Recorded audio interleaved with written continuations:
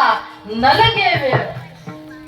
इतकं बहुत चंचल चपल असणार तिथं कीर्तनात बसलंय, तिकडं पाहत यार लाईट आली काय काही बटन दाबावं जातं का नाही तिथं. तिथं जातं का नाही. अरे 12 वाजत आले महाराज अजून तर पहिल्या चरणातून पुढेच गेले नाही, परंतु उशिरा सुरू झालेले. म्हणजे चित्त कुठं जातं इथून लगेच किती चंचल आहे. म्हणून अर्जुनाला सुद्धा गीतेमध्ये प्रश्न पडला होता, किती चंचल आहे. चंचलम हि मन कृष्ण प्रमाथी बलवत दृढम तस्याहं निग्रहं मन्ये वायुरिव सुदुष्करम. वाऱ्याप्रमाणे इतकं चंचल मन आहे. कधी कुठे जाईल आणि कुठून कधी कीर्तनात येऊन बसेल हे आपल्याला सुद्धा पता लागत नाही. एवढं चंचल आणि चपल मन आहे.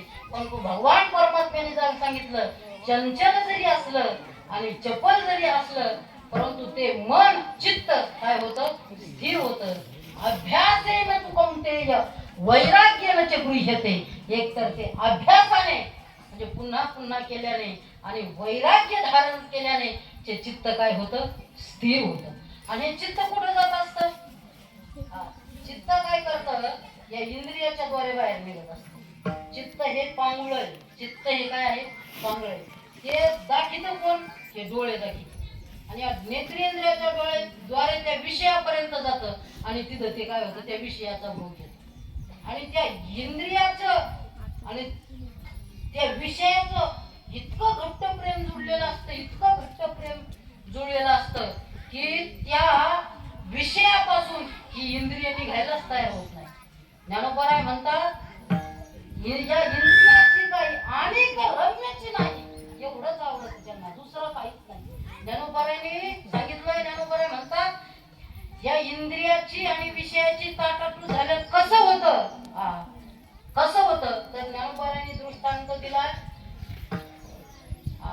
एकुलता एक मुलगा असावं एखाद्या आईला.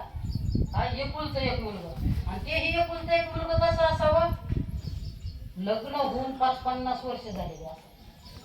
काय लग्न होऊन जवळजवळ 50च्या पुढे वर्ष झालेले असावे आणि त्या टायमाला त्यांना काय व्हावं मुलगा व्हावा. आणि ते मुलगा होण्याकरता अनेक प्रयत्न केले. वयाच्या 55व्या वर्षी 60व्या वर्षी काय झाला मुलगा झाला. आणि मुलगा झाला एवढ्या वर्षानंतर त्या आई वडिलांना किती आनंद असेल बरं ते शब्दात सांगता येईल का. आणि तो मुलगा जाऊ नये झालेला मुलगा जाऊ नये परंतु ज्ञानोबारांनी दृष्टांत दिलेला आहे. एकुलता एक मुलगा आणि